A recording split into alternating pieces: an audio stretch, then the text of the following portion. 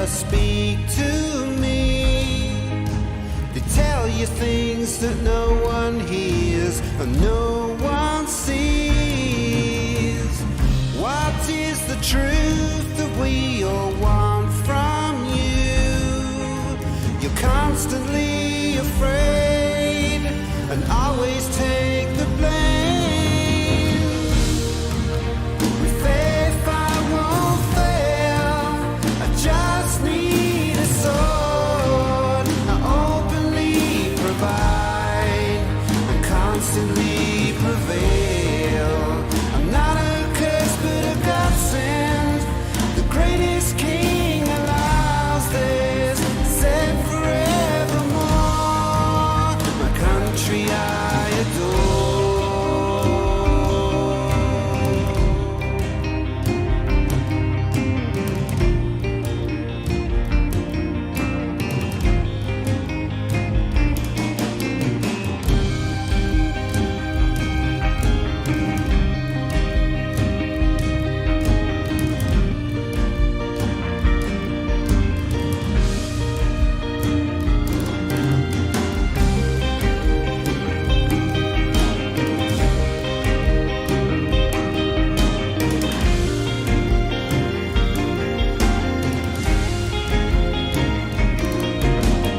You will be the saddest creature here.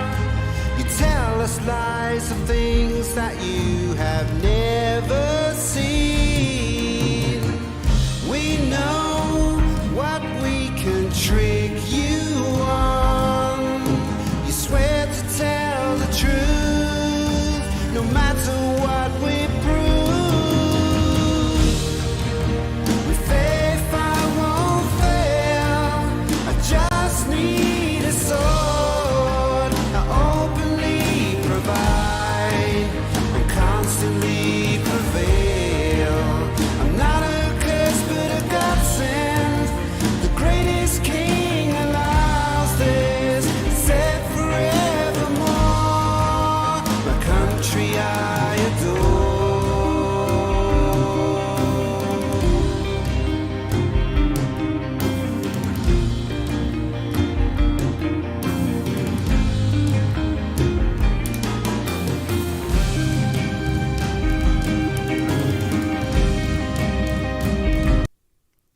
Hi there, this is Kyle with Tavern Tales.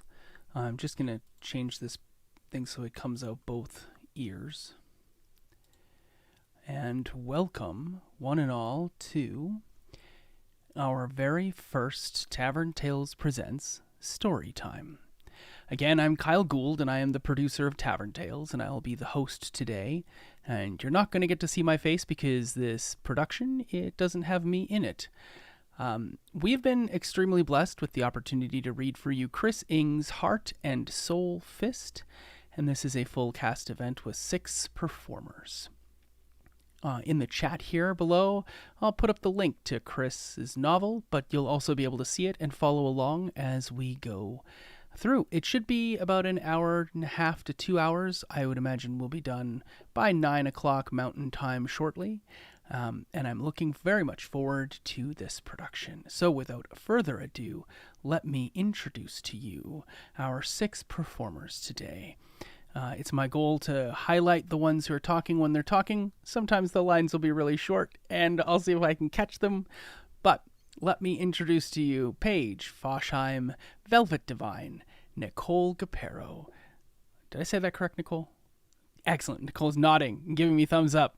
Marissa Raghaveen, Autumn Dang, and Carrick Chavaria. Did I say that right? Yes. Okay, good. People are very happy with my pronunciations. I hope you're happy with theirs. Let's kick things off with the start of the novel.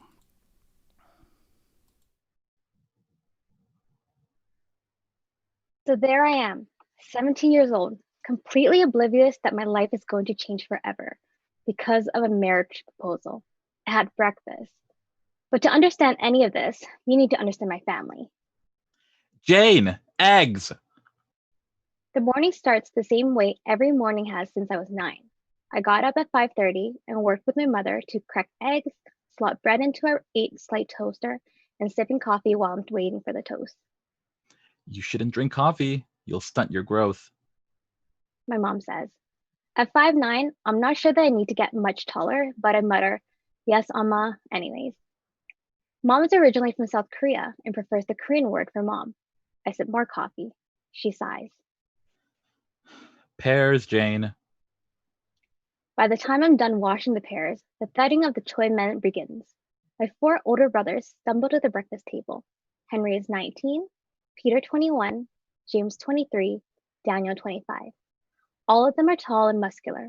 They resemble each other pretty closely, so they each had adopted their own hair and beard style over the years, like some sort of Korean band, a boy band. They fall into seats and wordlessly fill their plates. Good morning, all. Good morning, all. A mellow Oops, voice sorry. calls out. Dad is an aged and tired version of the Choi brothers. He is still strong, but with thin hair, wrinkles around the eyes, round glasses, and needed some updating and graying push broom mustache. Hi, Dad, I say. Good morning, Jane. Thank you for breakfast, as always. Dad leans into the thank you, looking over his glasses at his sons. There's a unified, half-hearted thank you for my brothers. So, what's everyone got going on today? Dad asks. He's met with the sound of chewing until Daniel stands up. Actually, I have something important going on. Uma, can you come in here? I look at Dad, who shrugs. Alma comes in, wiping her hands on her apron, looking irritated. Lunch has to be packed, Daniel. What is it? I'm asking Hannah to marry me tonight. Mom lets out a cry of surprise, rushes over to hug her eldest son. Dad laughs and yells congratulations. The brothers slap his back and nod their approval. Hannah is great, and she'll be a great addition to this family. Dad says. Tonight, you said? Do you have a plan? Yeah, I do. But I looked at the list, and I'm supposed to be on patrol tonight, and... Don't worry about any of that. I'll get it covered. You just tell us what you need, and we'll be there for you. Or not there. Dad says, with added emphasis to the rest of his sons. Alma is still hugging Daniel. Marriage. Are me and my brothers really getting old enough to get married? I'm not old enough, but they are. And that's how it's always been. When I was learning to write cursive, they were learning to drive. They got to use real swords while I was still in the kids' class. They got to go on patrol and fight spirits while I did my math homework. That's my family. Loving but overworked parents, 4 older brothers, and me at the end, just waiting to catch up and start my own life. But at the moment, I'm kind of relieved I'm the baby. Daniel's plenty old enough to get married, but marriage is serious. I'm nowhere near ready to be thinking about marriage. Heck, I haven't even been on my first date. I finish eating and get up to clean the egg pan while the boys continue their planning. I expect Alma to be berating me for not moving faster, but she isn't. Instead, she's staring out the kitchen window into the backyard. I look over her shoulder, wondering what she's looking at. What's up, Alma? I ask. Everyone is growing up so fast. That's all. She turns to face me and set her hands on my shoulders. I'm surprised, especially after I see her face. Her expression is completely unreadable, but I feel a dread twisting up in my stomach. Alma, what's wrong? Nothing. Just know that I love you very much. Your father is going to take you to school this morning, and he has something important to tell you. Okay. And he has to tell you, so don't let him leave without telling you. Okay. You can't let him chicken out of it, Jane. He has to man up and take responsibility for all of this. Okay. Now I'm really confused. Confused and worried. But the morning has to go on as it always does. I leave Mom in the kitchen and I get dressed for the day, loading up my messenger bag for school. I meet my dad by his electrician truck and get in. Are you hungry? Dad asks as we turn out onto the main road. We just ate, I point out. Oh, right. Dad says. He swigs coffee out of a thermos. The radio is on, the news is playing in the background. He lowers the volume, then raises it. Then he turns it off. You know, I love you very much. Right, Jane?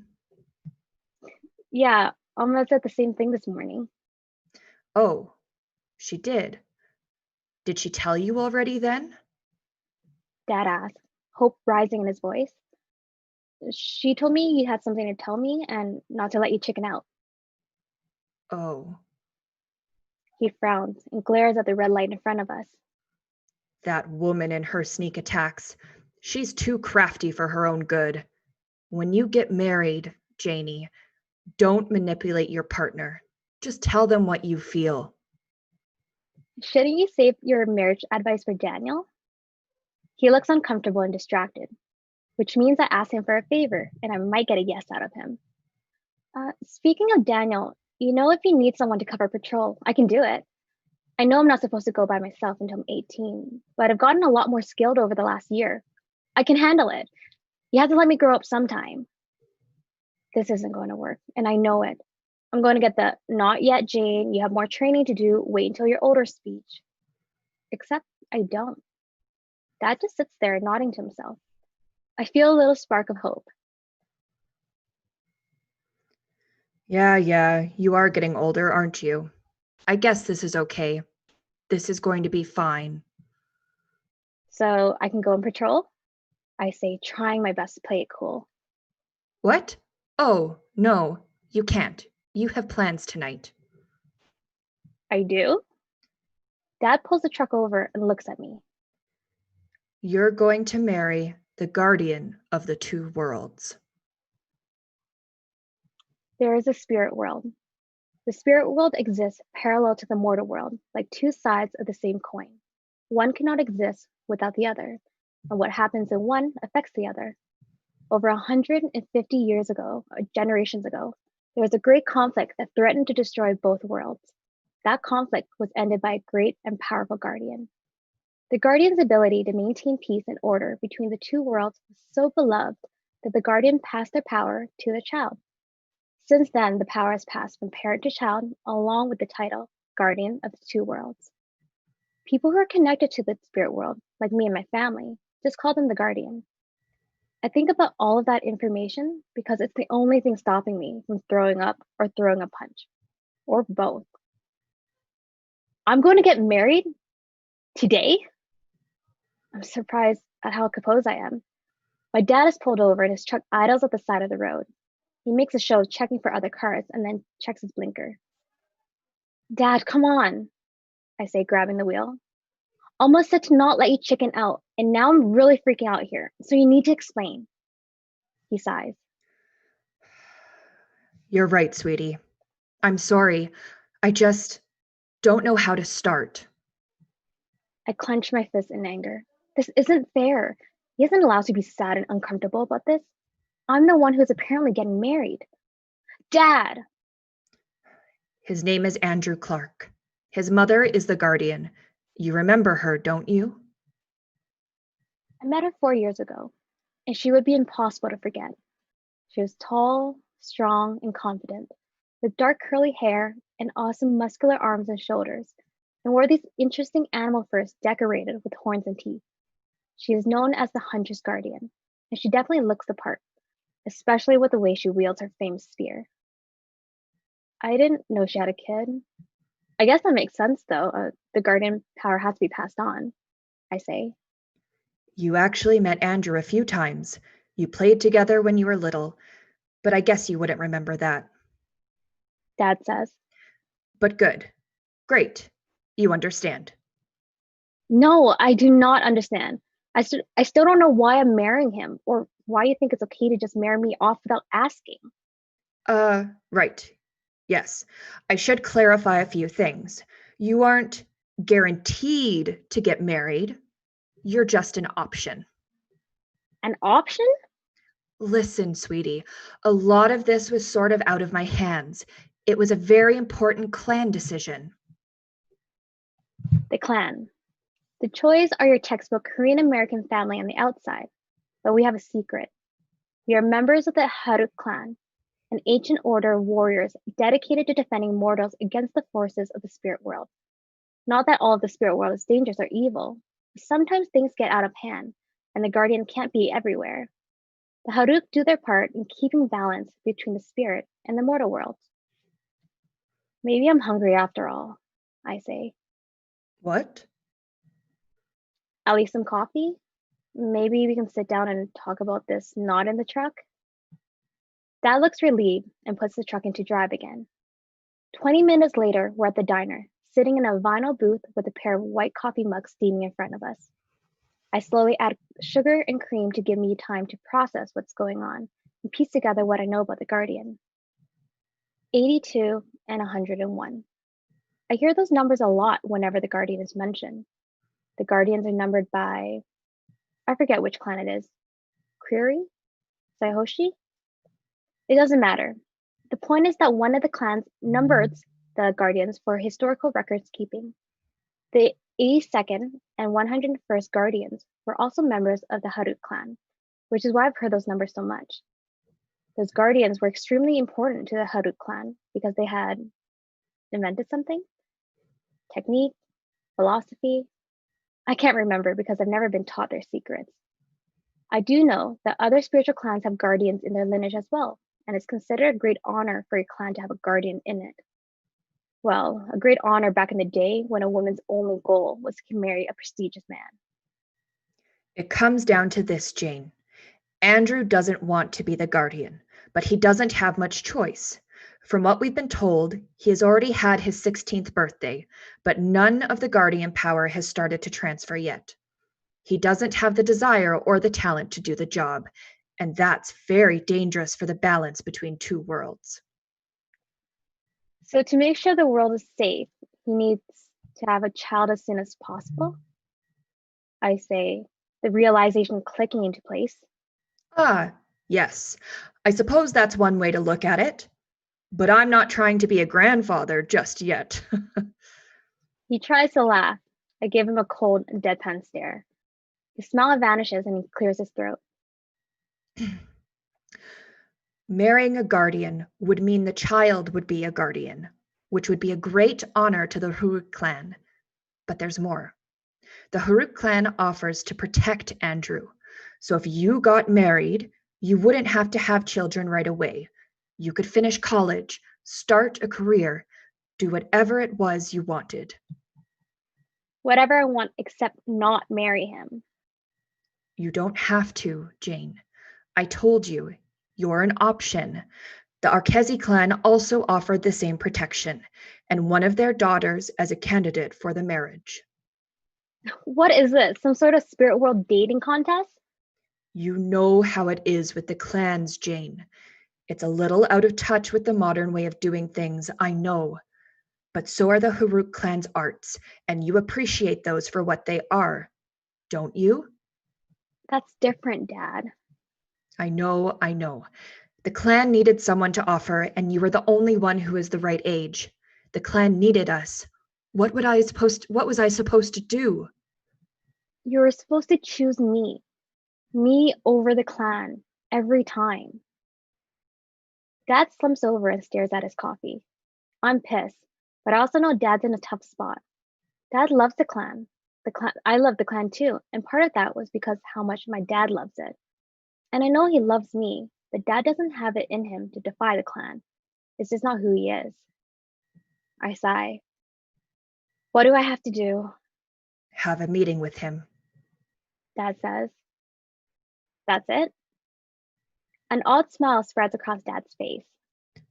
Well, the clan leaders wanted you to do more, but your Amma talked them out of it. All you have to do is meet him once. I picture my mom berating the clan council until she got the best possible deal. The thought made me laugh, which made me realize how tense I was. I stretched my arms high above my head and rolled my shoulders, trying to relax.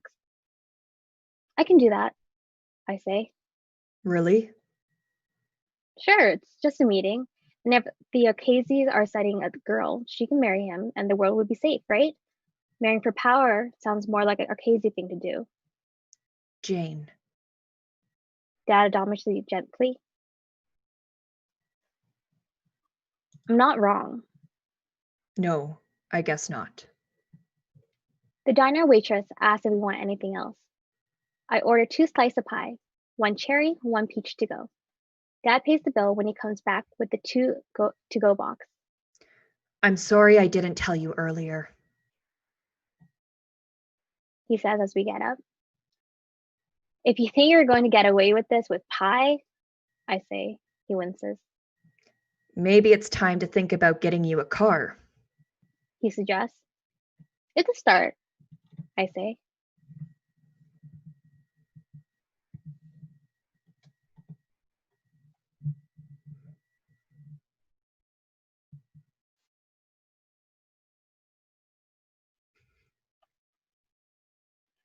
Dad had just finished signing me into school. It was already 10 minutes into third period, and I was about to step out of the main office when I heard the voice. Oh, crap, I mutter. Jane, I thought you had forgotten.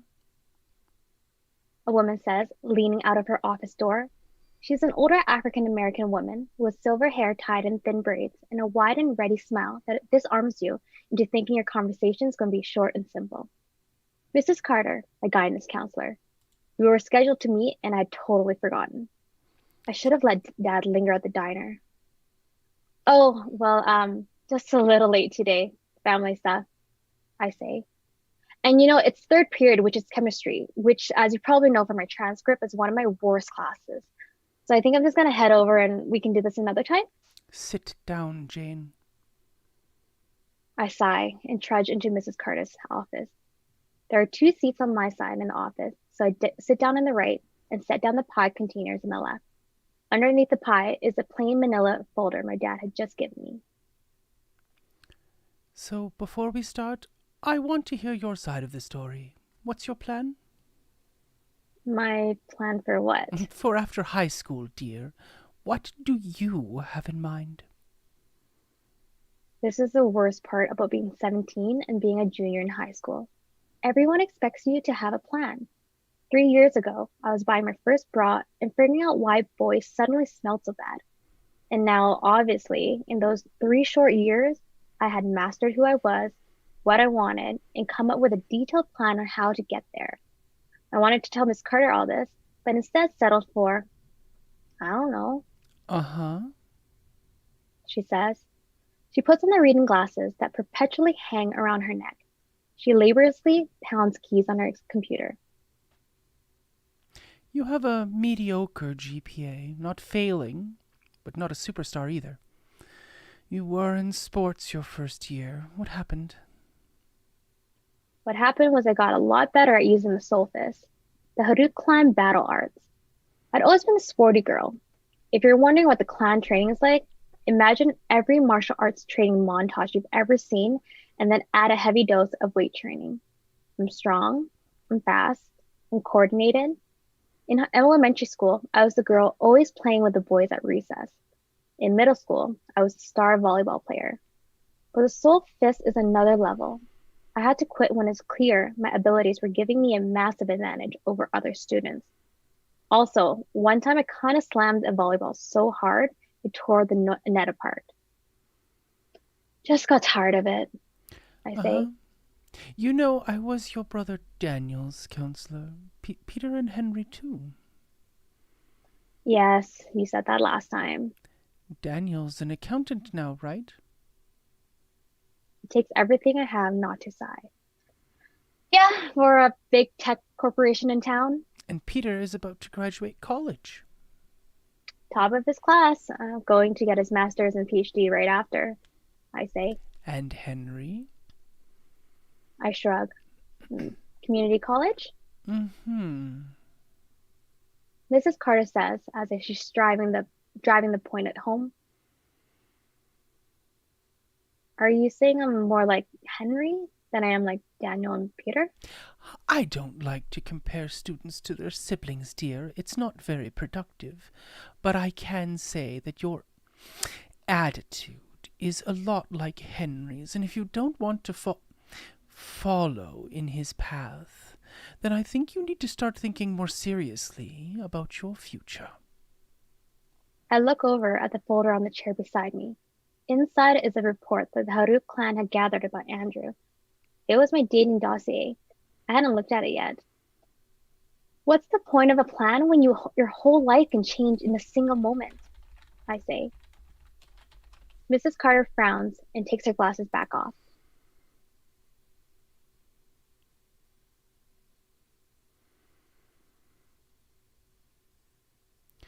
You need a plan, dear. You can't just walk into whatever college you feel like and start taking classes. There's application processes, and those applications are very competitive.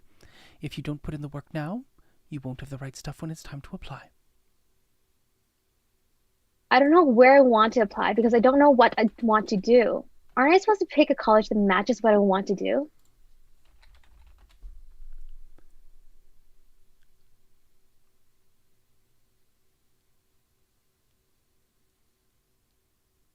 That's what I mean. You need to start thinking seriously about what you want to do with the rest of your life. I don't get in trouble at school. I respect my teachers. I turn in my homework, mostly. I don't even chew gum. But I was running out of patience for adults telling me what to do. I stand up and pick up my pies and my folder. Mrs. Carter, Daniel's a successful accountant, and Peter is a scholar. James is apprenticing with my dad to become an electrician. And Henry doesn't know what he wants to do yet, even though he's probably just as smart as Peter. I'm not like any of them. I'm not good at anything, and I'm not passionate about anything. I'll probably just apply to whatever colleges I think I can get into and just pick from there or go to community college. Even if I wanted something bigger than that, I doubt I could get the grades to do it. I opened my messenger bag and put the folder inside. And like I said, it doesn't matter what plans you make because everything can change in an instant. Bye, Mrs. Carter. Jane, wait. I didn't wait. I spent the rest of third period walking around campus. What I really want to do is run because it's what I do when I'm upset, but I don't want to get caught skipping class. So I show up in fourth period and sit down next to a girl with beautiful brown hair. She's wearing a stylish gray top with cutouts on the shoulders and black skinny jeans. Her lipstick is perfect shade of pink for her light brown skin. She's touching it up using her phone camera when I plop into the desk next to her. Hey, where you been? Asks Fernanda. Pie? I say. I hand her the cherry. Is this from Jojo's Diner? The one and only. I forgot forks though. Fernanda produces 2 plastic sporks from the cafeteria, handing one to me. We click our sporks together high in the air like musketeers and start eating. Fourth period geometry is the only class where we can eat in the open. When I quit sports, I lost most of my friends. A few were pissed because I was good, but the rest just fell away. But I still have Fernanda, my best friend since the 7th grade. If you were to ask me why we were best friends, I don't think I could answer. I don't even remember how we got to be friends in the first place. I also have to keep most of the clan stuff a secret from her, which made some of our conversations really awkward. But she never seems to mind. True friendship is knowing you're lying and not calling out on it. The lecture starts as I finish my pie. I set the container aside and pull out my binder, flipping to an old page of notes. Then I put the dating dossier on top. I told myself I wouldn't read it until after school, but this was the file of my maybe future husband. How was I not going to read it? I flip it open. According to the file, Andrew goes to private school, Cavendish Prep, the really expensive one on the other side of town. There's a report card, probably for my mom's sake. He has good grades and difficult classes. A lot of APs stood in front of the course name, with honors in front of the rest. There was a paper in the folder labeled personality profile, but it only has 2 entries in it. Dislikes, danger. Likes, games. I have to find the clansmen who put this together and thank them profusely for their detailed work. The file has Andrew's school picture. He's olive skin with moppy, wavy dark hair and glasses framing his brown eyes. He's kind of dorky looking, but in a cute way. He certainly isn't ugly, which I guess was a step in the right direction. I tried to think of the hunter's guardian while I looked at his picture, but I can't see any family resemblance at all. Maybe he looks like his dad. Who's that? Fernanda whispers. Jeez, Fernanda, you scared me. I slammed the dossier shut and thrust it into my messenger bag. Sorry, but really, who was that? He's cute. Just some family friend my parents want me to meet. Ooh, like a date? I guess, yeah. Like an arranged marriage sort of thing? Not exactly, I say. She shrugs. I'm getting a little too close to discussing the clan, so I decide to change the topic. Why do you think I've never had a boyfriend? I ask. Because you're a hopeless, awkward mess. Well, I can't argue with that. And because you don't have any practice. She adds, how do you practice for having a boyfriend? Have lots of boyfriends. She says with a wink. Fernanda has dated just about every boy in my class. None of it is serious. It's like she's in a shoe store and nothing quite fits. Uh-huh. I'm serious, Jane. You don't talk to boys. You don't talk to a lot of people, actually, and that's why you're bad at it. I talk to boys. How many dates have you gone on? None. How many guys have you talked to? Like, really talked to on a deep level? Deep pow. Emotional or sexual? Fernanda, I'm just asking the question, Jane. No judgment here. she says, raising her hands in a sign of surrender. Are we counting Tristan? I ask. We are not counting Tristan. Then none, There you go. she says, gesturing to my folder. This is a good thing for you. It's free practice. The guy know you're beating him today? Yeah, Good. Now you talk to him. If he sucks, then you tell your parents to stop stepping on your rights and treat you like an American. I'm not fresh off the boat, Fernanda. Neither am I, but you know how it is. Some of that old country tradition is hard to kill. If only Fernanda knew how old the clan traditions were. What if I don't know what to say? I ask. Don't overthink it. Just be you, Jane. You are enough. I don't believe her. The rest of the day trudges on. I sneak out of class a minute early so I can beat the rush of people exiting and catch the city bus just before it pulls away. Of course, I forgot my history textbook. I guess I'm not doing any history homework tonight. While I ride the bus, I do some searches on my phone. What to say on a first date, what to say when you meet someone, what to do when your parents are forcing you to marry someone in order to protect a spiritual balance. None of it is very useful. I type out a few ideas on my phone. Greetings, I'm Jane Choi of the Haruk clan. Too formal. Hi, I'm Jane. I'm 17 and I like working out and action movies, and my zodiac is the year of the dragon. Too much like a dating contest. So, how about it? Like what you see? Want to skip all of this talking and get ready to making the next guardian? Probably effective, but that's more commitment than I want. It occurs to me that I'm working against my own interests. Shouldn't I be figuring out how to repel this guy as fast as possible? Shouldn't I work up a sweat, mess up my hair, spit a little while I talk? I mean, it would be easy to be repulsive, wouldn't it? I think back to my conversation with Fernanda.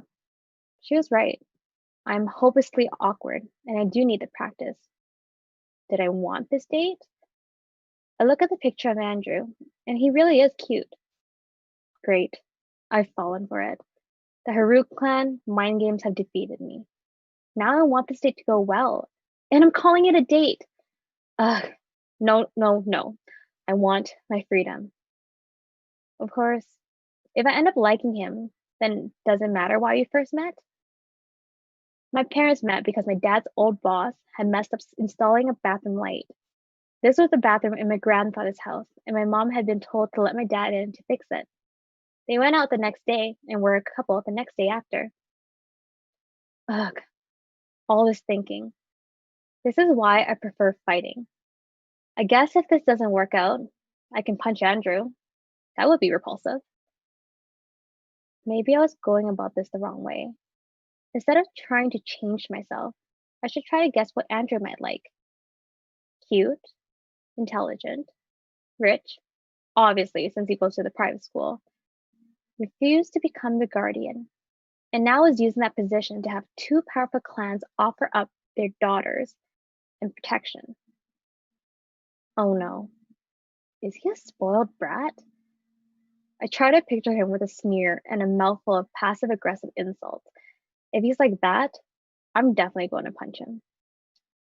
Then again, maybe his desire to escape his duty isn't about being spoiled. After all, don't I want the same thing? Aren't I angry at my dad for pushing this on me? Wasn't I just yelling at my guidance counselor about having to choose my college and career path at such a young age? Does someone like Andrew get any say in their life? From the moment he was born, he was destined to be the next guardian of two worlds. I can see that I can see how that would feel suffocating. The bus stops. I get off. Earlier today, I told Mrs. Carter that having a plan didn't matter if everything was going to change in a single moment. I wasn't going to go back on my word now. The best thing to do would be to go and meet Andrew and see what happens. Best case scenario, I get some practice talking to a boy. Worst case scenario, I get to punch a spoiled brat. Impossible scenario, I get engaged. Andrew's school is that kind of private school. The kind where students wear blazers and ties and plaid skirts and sit in historic buildings studying Latin and lacrosse and defense against the dark arts. Andrew stands by the front gate. He's on his phone. He's cuter in person. Older, I realize. The picture might have been a year younger, or maybe just from the beginning of the school year. I'm 5'9" and pretty tall for a girl, and from this vantage point, he looks about the same. His backpack is bloated with books. He doesn't give off a snobby small vibe, at least based on his body language. He's rocking from side to side, shifting his weight from one foot to the other, and he's typing frantically on his phone. He's nervous. I stand there for 30 seconds, feeling dumb. I'm completely underdressed for this. I mean, that isn't my fault. Dad didn't tell me until it was too late to do anything about it. Even though Andrew's coat and tie are part of the uniform, it still makes my athletic wear feel out of place. Shoot, do I have any makeup on me? Maybe there's lip balm in my bag. I'm just about to flip the flap of a messenger bag open when Andrew looks up from his phone. He sees me. Fortunately, my body has always had more sense than my brain, because instead of standing there fishing for a lip balm that probably doesn't exist, I walk straight up to him. Hi, I'm Jane. Want to get married? I grin, mostly out of amazement at my sudden wit. Where did that come from? Andrew had a stricken expression when I first walked up to him, but the joke works. He laughs and his shoulder relaxes. Yeah, sure. He says. He has a rich and mellow voice, which I like. Great, shall we? I offer out my arm like we're some sort of old-timey couple, about to promenade on the boardwalk. Andrew shifts his backpack and is about to reach for an arm when a passing girl says hello to him. He says hi back. I pull my arm away from him. How could you? I guess we weren't meant to be, and we were so close to being happy. I spin around and walk back towards the bus stop, grinning ear from ear at how clever I was. I mean, this is really witty of me. I'm not usually this witty. This is the sort of stuff I think of days later, and I'm killing it. And I'm also walking away from him, My name's Andrew, by the way. he calls out. If we're going to break off our engagement, I figure we should at least be properly introduced. I let out a breath of relief and spin back around. Hi, I'm Jane. It's nice to meet you. Same. I'm real sad that it didn't work out. Well, I believe in second chances. I'm relieved. He walks beside me, and we start down the street together. I keep the pace slow, mostly because I don't know where I'm going. How'd you know it was me? He asks. They gave me a picture. How'd you know it was me? You're the only one not wearing a uniform. He scratches the back of his head while he scrunches his nose in irritation. They really didn't prepare me very well for this. I was only told yesterday. That's better than me. My dad told me this morning. What? You're joking. Nope. My dad had a hard time finding the right moment, I guess. But they had a picture. Yeah, there's a file, actually. I pull it out and I hand it to him. Not a very thorough file, but I guess this should make me angrier. I mean, they had time to make a file. They must have known about this for days. Weeks, actually, according to my grandfather, anyway. A new spark of anger was threatening to burn in my guts, but I pushed it down. Parents, I sigh. They can be the worst. Andrew says. Hey, where are we going? I don't know. I'm not from this part of town. Oh, okay. Well, how do you feel about games? Hey, games. It said that in the folder. That's fine. Cool. We turn down the street and find ourselves along a main drag where a bunch of small shops are lined up.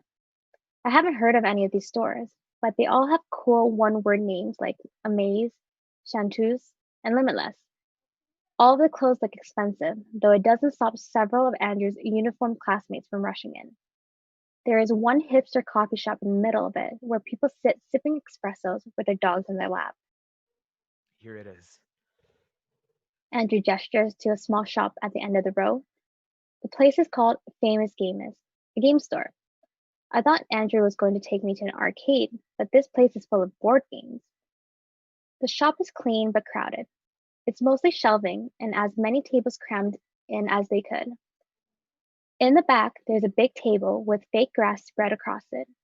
On the borders of the tables are trays with pieces of miniature terrain, movable mountains, hills, broken down buildings, trees, and so on.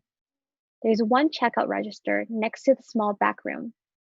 And of course, there's a couple of refrigerators and wire shelves full of drinks and snacks. I look at the box art of the games. It was like looking at the Netflix menu. There's a game for every genre. There are plenty of castles and cities, and then some ghosts. There are some vaguely computer-looking like ones, a few Star Wars variants, and plenty of half-naked women holding giant guns or giant swords or giant dice. Really, using sex to sell board games? There are a few really adorable ones too, with cats and bunnies and flowers, and then some generic puzzly ones with colorful shapes. There's one with math symbols on it too, which proves that everyone has a different version of fun. Geez, there's like millions of them, I say. Andrew laughs and sets his backpack down on a table.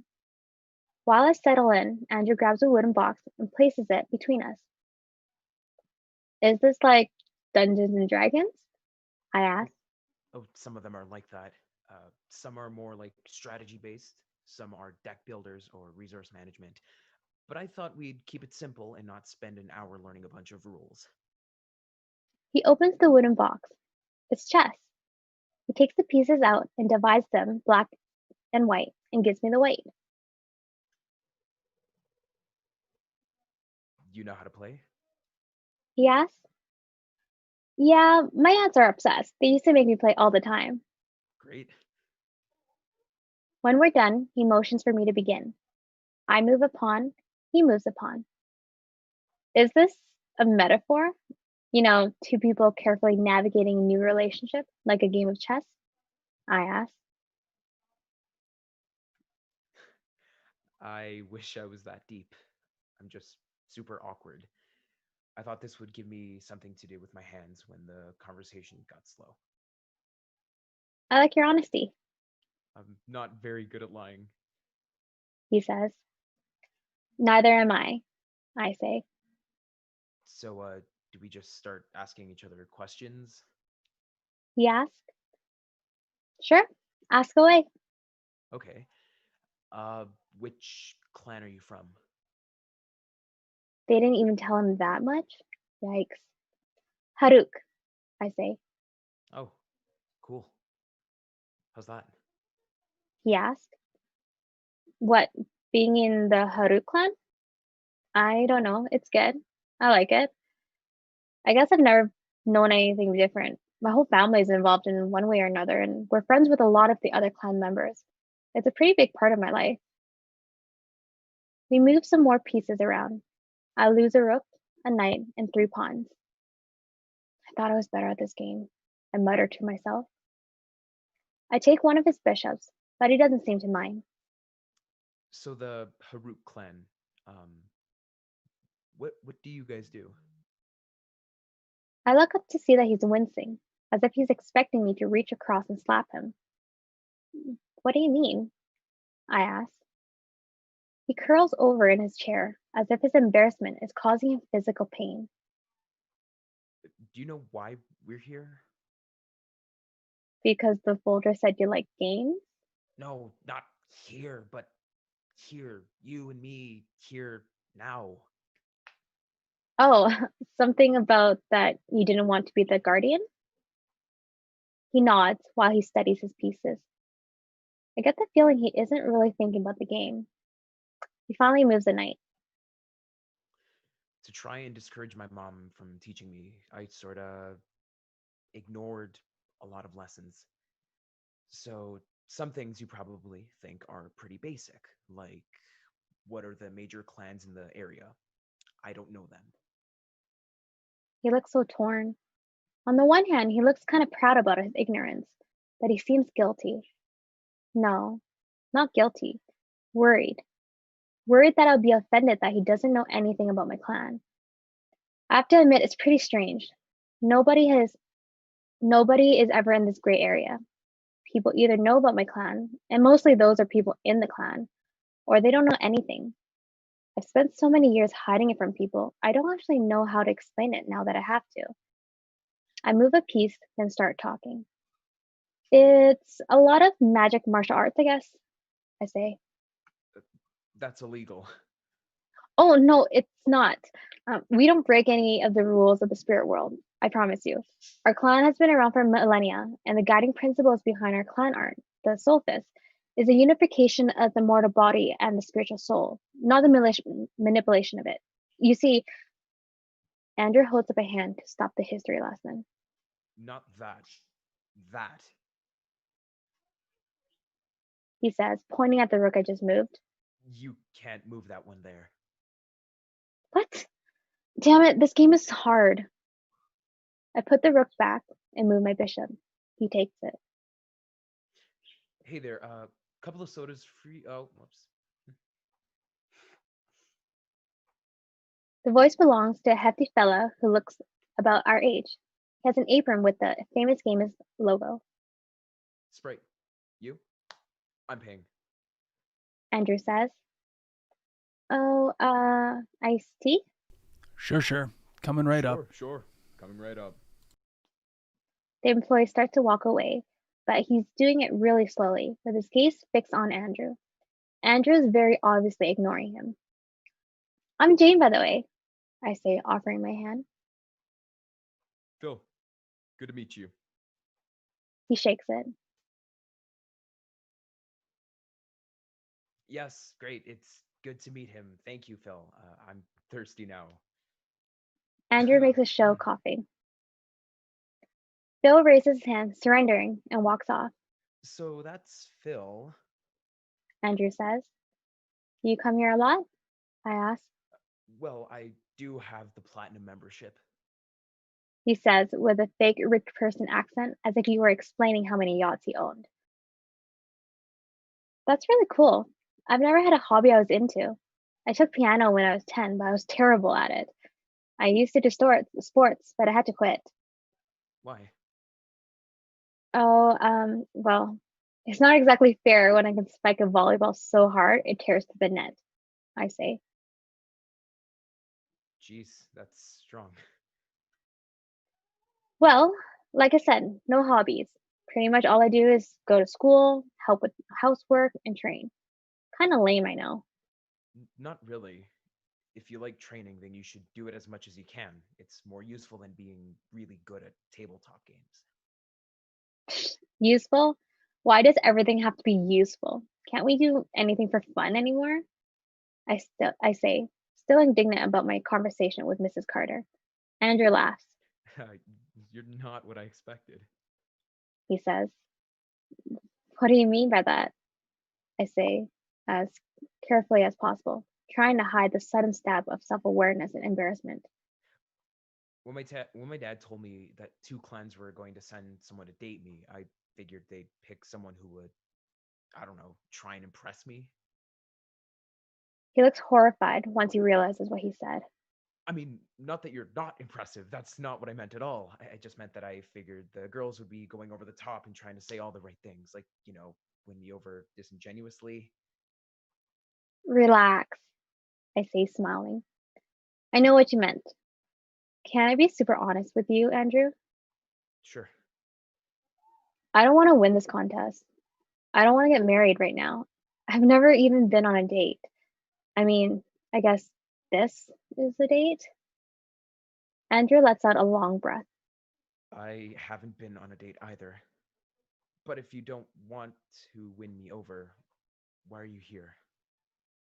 I I feel myself blushing. I thought your picture was cute, so I wanted to meet you. Oh, Andrew starts blushing too. um, thank you. You're cute too. We blush at each other. One Sprite, one iced tea. Phil says, appearing from nowhere to deliver the drinks. He looks between the two of us expectantly. Thank you, Phil. You can go now. Dude, you're here with a girl. Phil whispers. She's right there, Phil. Oh, don't blow this. She seems nice. Phil says. Phil, I think the Scrabble tiles need reorganizing. Maybe put them in alphabetical order. Andrew says. Phil waggles his eyebrows as he leaves. I pretend to not notice the exchange from Andrew when Andrew turns back to me to look at me. I'm looking at the chessboard. Hey, Hey, I only got 2 pieces left, I say. Andrew laughs and picks up one of my pieces from his captured pile. It's my king. I wasn't going to tell you, but I actually won the game 7 moves ago. Oh, really? I pout and fold my arms. I'm not much of a thinking game person. You definitely look more like an athlete.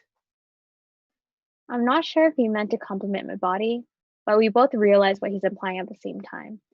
I feel a little rush in my heart, and my skin gets extremely warm. He's blushing a bit, looking to the side. Can I keep being super honest, Jane? Andrew asks.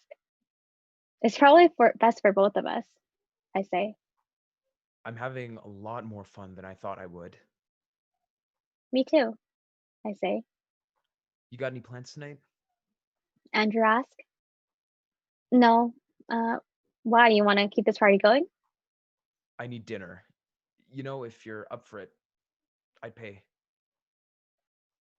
All day I'd been wavering back and forth between being furious at my clan for forcing me into this and curious about the boy behind the picture. My dating life wasn't going anywhere on its own, and there was this guy right here, adorable curls brushing against his forehead, with his awkward smile and his bad jokes and his geeky hobby. It was just dinner. What could that hurt? Sure, but you don't have to keep offering to pay. I mean, I'm still gonna let you because I'm broke, but don't feel obligated. He laughs. uh, your choice then. Whatever you want, or wherever you want. You need to be anywhere by any certain time? I ask. You mean, do I have a curfew? No, I don't think so. I don't know. I didn't ask. I don't go out that much. But if I did have a curfew, my parents would have to let it slide for this, right? He says. That was a pretty good point. I also wasn't sure what my curfew situation was. I also didn't go out that much and didn't have a usual curfew. I'm probably supposed to call, but this clan business, I'm sure the usual rules don't apply. I got just the place, I say.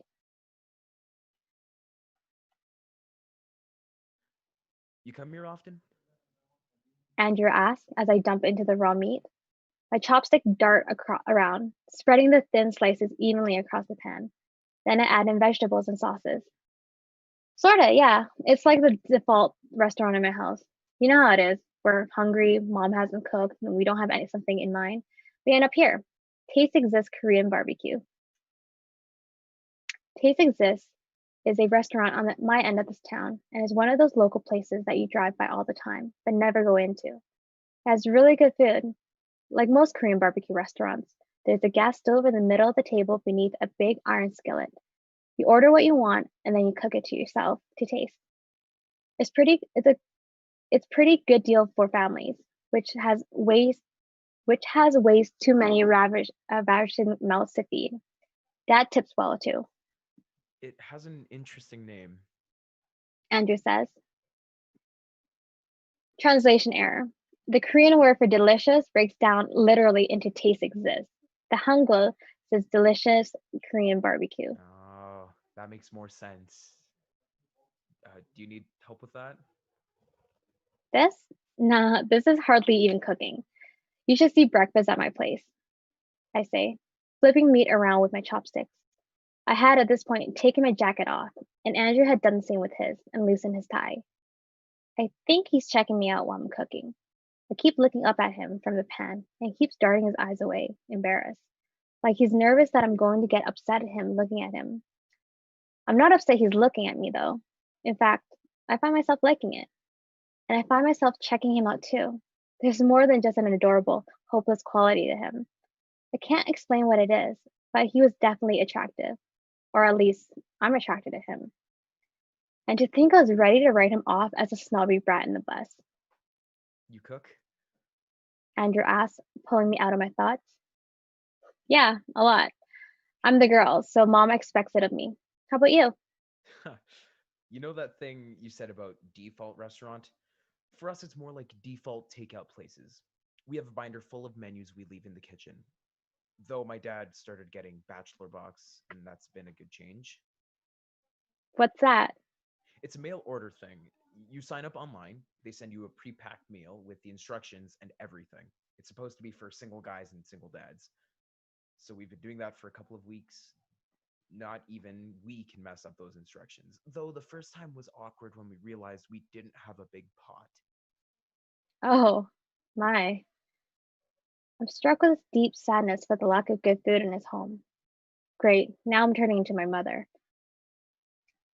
It's not a big deal. My dad has a good job, but it keeps him busy. Mom has to travel a lot for, you know, guardian stuff. And when she's home, she's not much of a cook anyway.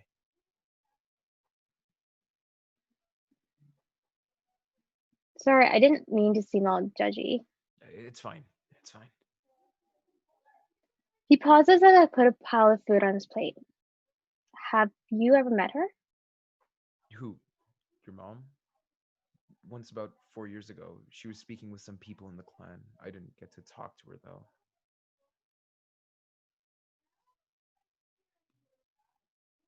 Were you disappointed about that? Did we reverse the order? uh, were you disappointed about that? Hmm. No way, I was too afraid to talk to her. Eat up, I say, waving my chopsticks the way my mom does when she orders someone to eat. He takes a bite and lights up. Uh, this is real good. Do they do takeout? Because I should totally add this to the binder. No, you gotta do the cooking yourself. Maybe we could all come here sometime. You know, you and your family, Mom's out right now. he says between chews. Really? Where? I never know. She used to try and tell me, but I made it clear I wasn't going to listen. So she gave up. There it was. The sour half pride he had about evading his responsibility. His mood shifted every time we approached the topic of garden, so I decided to give it a break. We eat. We talk about school, the differences, our teachers, our classes. When Andrew talks about school, he becomes alive. He actually likes school. It's intimidating. He uses words I don't know and talks about big concepts from books I've never read. I try my best to keep up. What do you think? I grimace. I think it's great. You think pure, unregulated capitalism is great? I guess I'm not sure what you're talking about. Sorry, I'm not very bookish. I'm happy when I get a B, and I feel like I got lucky when I do that. Ah, that's okay. He pushes his plate away.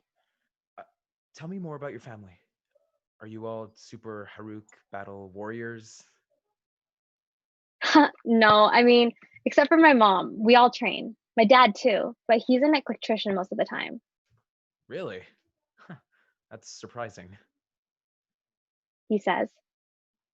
Why? I ask. I guess I thought the clan people were pretty much did clan things all the time. Being a warrior for the Haruk is more of a part-time job. Protecting mortals from renegade spirits is important, but we still gotta eat and pay the bills. And the clan doesn't have the resources to fund everyone. The few full-time warriors are called the Harukai Juni. It's an ancient dialect. It means the epitome of the Haruk. They're the best of the best. They deal with the biggest problems and master the most advanced techniques. Ah, I see. That makes sense now that you explain it. Doesn't that make the clan weaker, though? I shake my head. You should come see the training session. We work really hard. And I guess if we felt we needed to train harder, we would. To be honest, I think it's better this way. The clan is spread all over the world, and we have regular, everyday problems. We have clan members to solve all of them: doctors, lawyers, painters, electricians. Heck, this place is owned by Haruk, I say, waving my chopsticks around. That makes a lot of sense. Sorry for all the dumb questions. I should know this stuff. It's okay. I actually like getting to explain it to someone for once. What do you think you want to do as a career? Andrew asks. Assuming we don't get married and find myself raising the next guardian, I say, grinning. Andrew shifts uncomfortably in his seat. This is the second time someone has asked me the question today, but surprisingly, I'm not upset. Maybe it was the fact I'm spilling out all of my clan's secrets at once. Maybe I'm just emotionally drained from the day and I don't have any self control left. Or maybe Andrew makes me feel really comfortable. Whatever the reason, I decide to answer him honestly. I want to be a genie, I say, my voice barely above a whisper. I've never told anyone that before. Really? Why not? Because it's a stupid dream. There's no way I'm good enough to do it. My brothers are way better than I am, and they're not Junie. But I can't help it. Training using the soul fist is the only thing I enjoy doing, and it's the only thing I feel I'm good at. Andrew sets his chopsticks down and looks at me straight in the eye. His awkwardness vanishes and is replaced with a very serious, determined look. If you don't try, you'll never know. He says. Says the guy trying to get out of being the guardian. I regret it the moment I say it. I feel vulnerable and I want him to back off, but he doesn't. That's different. I don't want to be the guardian. But if you want to be a Junie, you should do it. It's not that easy. The conversation dies after that. True to his word, Andrew pays a check and we head out into the night. It's cold again, and we put our jackets back on. We walk down the sidewalk a bit until we turn the corner to the main street. The bus stop is at the end of the block. So, listen, I feel bad about this. Andrew starts. Bad about what? You being offered up to marry me like some sort of prize. It's not right, and it's the exact opposite of what I'm trying to do. I want my own freedom, but I don't want it at the cost of someone else's. I know my parents are just trying to protect me, but if I'm going to fight for my freedom, then I need to accept the danger that comes with it. Yeah, I get what you're saying. I say. I'm sorry your clan is pushing you to do this. I mean, they only said I had to meet you once. Oh, really? Uh, okay then. That's good, right? You've done your meeting, and now you're free of me. I guess I am. I mutter. He nods, determined.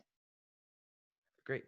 Thanks for doing this. It was kind of fun, for a forced date. Yeah, it was. He's turning away, headed towards the bus stop, with every intent of leaving me behind. I mean, he's right. I don't want to force him into anything. But I didn't have a bad time. I feel disappointed. I want to at least keep talking to him, even if it never turns into anything. I'm just standing there and letting him walk away. Say something, you idiot. Say something now, or I'll never let you live it down. An electric tingling sensation washes across my body, starting at my left elbow. Oh no. Spirits. Andrew! I yell. He stops and turns around. I run the short distance between us and grabs his wrist. Jane, what are you? We're in danger. We have to run. I pull him down into an alley just in time for a body to come rushing by, snarling. A second figure skids to a halt at the alley opening. Whatever you do, don't stop running, I yell. I start down the alleyway, still holding Andrew's wrist, but he's dead weight, even as he starts running. Not only does he have slow reflexes, but his gant is awkward and his heavy backpack is swinging back and forth, pulling us in different directions. I grab a trash bin with my free hand and throw it into the ground behind us. It slows the second guy just long enough for me to pull Andrew into another alley down towards a small side street. The street will take us to an industrial park if I follow it. What I should do is backtrack towards a restaurant where there are a lot more people. Most spirits aren't going to risk a big public fight, and there might be other herders there to back me up. But before I can backtrack, I see two more figures approaching from that direction. I pull us towards the industrial park. Who are those guys? Andrew calls out. You don't feel it? They're from the spirit world. A question bounces in my head.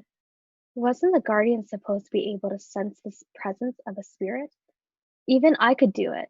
It was that tingling sensation I felt on my skin. What do they want? To attack us, I guess. I don't know. I didn't ask. We round the chain link fence and rushed into a parking lot. As I suspected, it was dead empty. Not a single car in sight. There are bright white lights shining down to keep away trespassers, and probably a security camera somewhere. Andrew pulls his hand away from mine and drops his backpack, doubling over. I need a break. He gasped. You don't have time for one, little guardian. One of our pursuers vaults over the fence. The other three run around to the entrance and were immediately surrounded in a loose circle. Even if I hadn't sensed the spiritual energy, I would have known they were trouble from looking at them. For starters, they looked identical. Light brown skin, jet black eyes, black goatee, and black hair that was coiffed into ridiculous tall pompadours. Each of them has dark black blue jeans that were cuffed over black shiny boots, and each had a brown leather jacket over white t-shirts. In short, they were dressed like greaser thugs from a movie about the 1950s, which tells me more about these spirits than you might think. Time is much longer from being that can exist for hundreds or thousands of years, so something from the 50s seems recent to them. Spirits who spend a lot of time in the mortal world can understand the changing fads, but these spirits obviously didn't, which meant they weren't used to blending in. Are you sure this one's the guardian, boss? He doesn't have much energy. Kind of stringy looking, too. The second greaser thug sounds just like the first one. Not much meat on him. As he speaks, hunger overtakes him and his face starts to morph. His jaws grow longer and his nose stretches out to the tip of his face.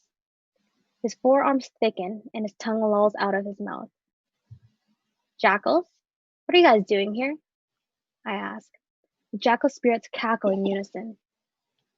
We're here to eat the guardian. Though you smell like you have some energy, too. We'll save you for a snack.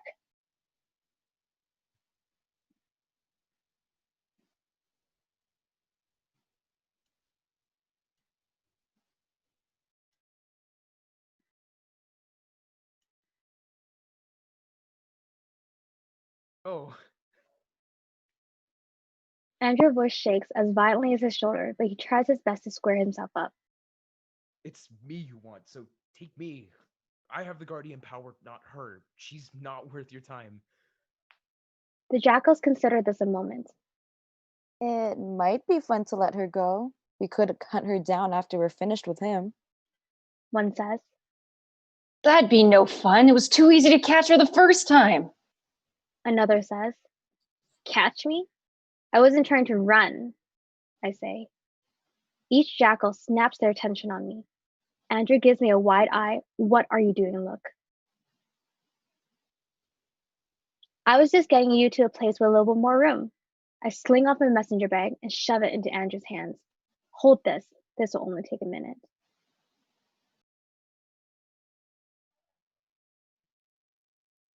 The jackals don't believe in fighting fair, which is fine because I don't either. The moment my bag falls into Andrew's hand, the fight is on. I shove Andrew and use his weight to push myself backwards, shoving both of us out of the way of the first attacking jackal, the one who was already losing control of his appetite in his disguise. He must have forgotten his form was still a human, because he lunges forward, mouth first, chomping at us with his half jackal, half human teeth. He bites the air. I number the jackals quickly in my head. The leader, Jackal 1, the hungry one, Jackal 2. I spin around and plant my left foot hard into the ground, putting all of my momentum into a right foot. It whips out hard into Jackal 2's kneecap, buckling him and sending him into a kneel. I rush towards the third one, Jackal 3, who has his arms high up and swinging in great big strokes, looking to clobber me with superior strength and range. The jackals are all over 6 feet tall, but all of my brothers are that height. I have plenty of practice dodging someone their size, and it's easy for me to dip underneath the swinging haymakers and get close enough to pepper his side with a half dozen punches of my own. If this had been a fight with a mortal, it'd be over for him. There are a lot of nerves ending in an exposed side, and a mortal would be dizzy from the pain. But spirits don't have nerve endings, or bones, or tendons, or anatomy. They're just thoughts and feeling giving a physical shape. All I managed to do is send him stumbling away from me. Jackal 3 regains his footing and shifts his weight to his back leg. He's going to try and kick me. I take a deep breath and I start pulling in spiritual energy. Imagine the most excited you've ever been. Then imagine the most alert you've ever been. Then imagine feeling invincible. Then imagine feeling attuned to the universe. Now imagine them all at once. That's what it's like to use the soul fist. Once there's enough energy inside me, it hits a tipping point. It spins like a motor inside me, filling me, empowering me, and strengthening me. It's hard to explain how the soul fist works. The easiest way to think of it is that when I'm fighting, I'm my best, truest self. The peak ideal of my physical training and martial studies helped me align with the spiritual side of myself. My soul and my fists unite as one in a common purpose. Athletes feel it all the time, that runner's high or the zone, or just that deep fulfillment of mastering your body. Except for when I do it, I start to glow green. I step inside Jackal 3's kick and launch one of my own aimed at his stomach. A streak of jade light envelops my leg and my foot sinks into his spiritual body as if I were kicking a rotten pumpkin. The kick leaves a jagged tear in his side. Murky brown energy bleeds from the tear and rises into the air like smoke. He howls and falls over to all fours, his shape reverting back to his natural jackal form. I'm not sure how big real jackals are, but this one was still about 6 feet long and at least 4 feet tall, with jaws the size of my head. There was a snarl to my side. Jackal 2 is finishing his transformation. Jackal 2 and Jackal 3 are now completely feral and circle around to flank me. They charge at me, one on my left, one on my right. By now, though, the soul fist energy is already spinning through my body. The full soul fist lets me do tremendous damage to spirits, but it also improves my physical abilities. Basically, if you've seen it done in Kung Fu movies, I can do it in real life. Jackal 2 leaps for my throat. Jackal 3 lunges at my ankles. I jump. I twist myself into a tight spin like a leaping figure skater, except I'm horizontal, parallel with the ground. Jackal 2 is now leaping above me, while Jackal 3 is sliding beneath me. I let my fist whip out from my spine. Green lights streak out and bashes both jackals. They skid to the ground, losing their footing and whimper. I land in a cool 3-point stance. You know, the one superheroes do when they smash through the ceiling. Jackal 4 finally decides to get involved. He charges at me with a dipped shoulder, hoping to use his mass to trample me. I smile and pull my feet beneath me. Right as Jackal 4 gets into range, I backflip, whipping one leg into an uppercut kick, the jackal in the chin with a crescent of emerald light. The blow splits his head open. When I land, I watch Jackal Force stumble back. He tries to reach for his wound, but his hands are already gone. In less than a second, his whole body evaporates into a murky brown energy that vanishes into the wind. Jackal 2 howls, enraged with the death of his packmate. He lunges at me again. I fill my hands with spiritual energy and ram them into his open jaws, holding his mouth wide open. Before he can find the strength to snap them down on my finger, I pivot and hurl him through the air right into Jackal 3. Haruk clan. Jackal 1 growls. He's still in his human form watching. Suddenly, he whistles, high and shrill, and turns to vault himself effortlessly over the fence. Jackal 2 and 3 scramble to his feet and rush after him. I strike a stance and hold my position for a few moments, just to make sure it's not a trap. Then I let out a long, hot breath and slow the energy flowing through me. Oh, I only got one of them, I say. I clap my hands together hard, and a ring of green light expands out of me, releasing the last of my spare soul fist energy. Then I run over to Andrew. He's still sitting on the ground, clutching onto my bag. You okay? I ask, reaching down to him. He grabs my hand and I yank him to his feet. Yeah, fine. Thanks for saving my life. No problem. I take my bag and we pick up his backpack and rush back out to the main street. Instead of heading to the bus stop, we wait in front of the restaurant while he orders a ride from one of those rideshare apps. In a surreal moment, we're just two teenagers at the end of a date. Except the date had already ended and now is ending again because we were attacked. It feels strange to stand here and not say anything to him, but I'm not exactly sure what to say. But there's one question that I can't shake. Can they really eat guardian power? I whisper. Andrew nods. This is the most dangerous point of a guardian's life. As the power transfers over, the old guardian is growing weaker, but the new one is still learning their power. A lot of spirits have tried to gather up that power for themselves. Some have gotten pretty close. Andrew shudders and takes a step closer to me. Instinctively, I reach up to put my arm around his shoulder. I wonder if I'm going too far, but he doesn't make a move to shove my shoulder off of him. In fact, I think he leans in a little. We need to get you somewhere safe, I say. I can just go home. My house is heavily protected against the spirit world. I'll go with you, I say. No, it's fine. It's not. I'll go with you. The driver shows up and we get in. We sit in the back of the beat-up Toyota that smells like a mixture of the driver's vape and french fries. My seatbelt doesn't work. Andrew stares out of the window the whole ride. I keep alert, but my gut says that they're not going to try to attack again tonight.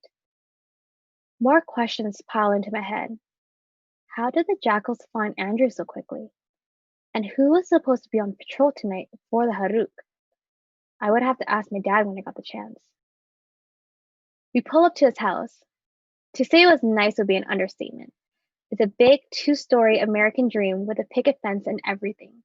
There's an expensive Mercedes in the driveway and fancy lamps posts on the sidewalk. We get out. The Camry drives off, looking completely out of place in the wealthy neighborhood. Is your identity supposed to be a secret? I ask. Andrew shrugs. I think we try, but it can't be that hard to figure it out, especially if you're from the spirit world. But this attack probably wasn't random or dumb luck, I say. Probably not. He says.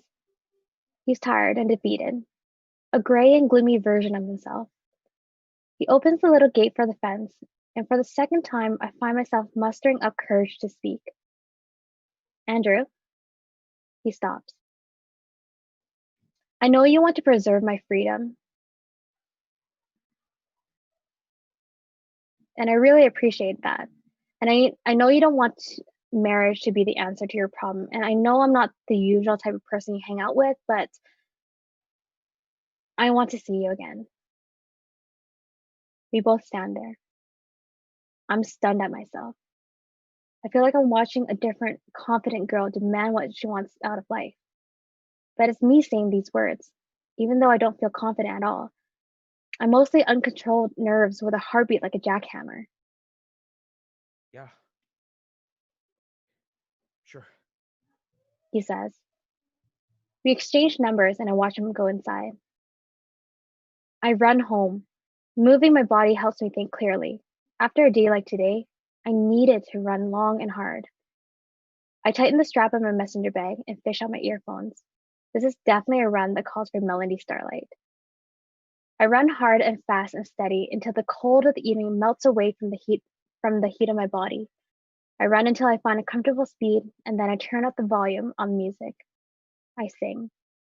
I let myself get lost in the song and the beats of my heart and the slaps of my soul against the pavement.